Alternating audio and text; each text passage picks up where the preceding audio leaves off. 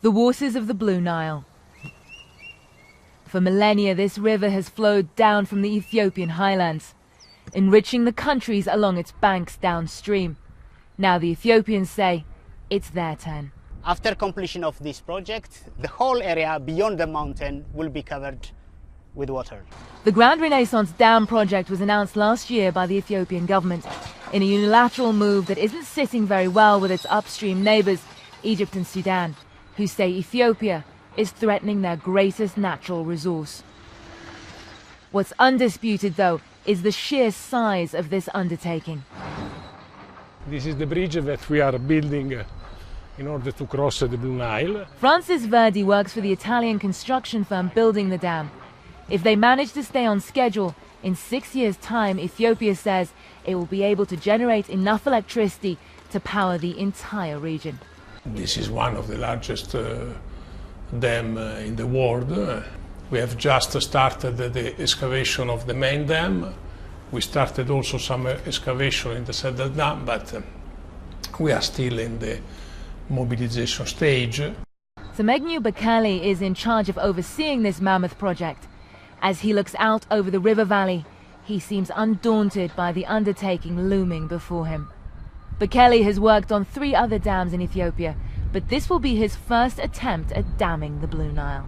Hydropower is a backbone for any country's sustainable development.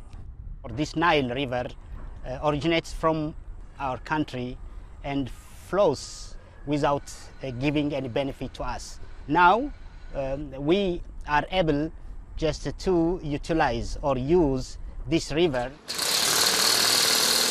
It might be a source of national pride for Ethiopia, but for Egypt and Sudan, this project is deeply contentious. Egypt, with its population time bomb, is particularly worried. Nearly 85% of its water originates in Ethiopia. Egyptians say they will not be held hostage over water. Sudan and Egypt showed their concern. I think the basic reason for that is that building a dam in Ethiopia and putting up such a huge project on the water that goes down to Sudan, they would think that water will be controlled by Ethiopia. Ethiopia denies this is an issue.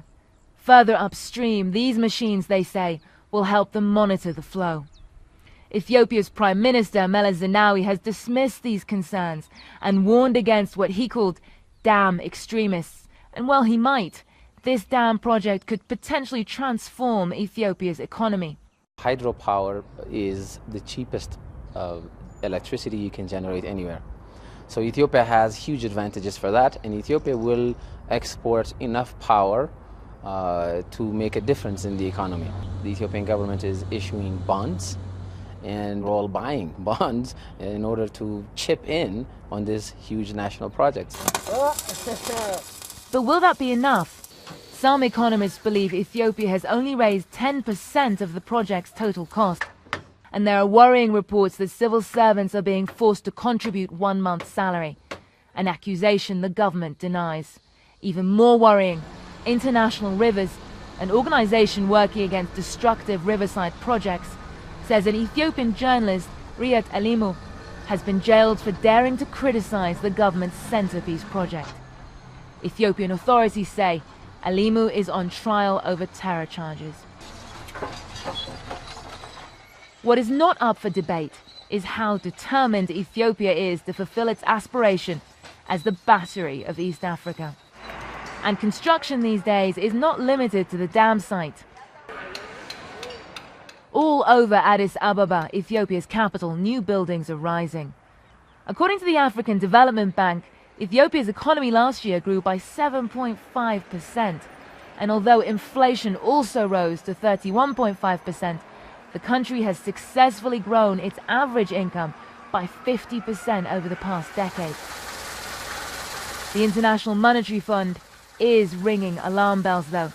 Given this region's history of drought, the IMF is recommending that governments avoid dependency on hydropower as an engine of growth. As they dig into ancient bedrock for their futuristic dam, it seems the Ethiopians believe this is a risk worth taking. Neema Al-Bagher, CNN, Nairobi.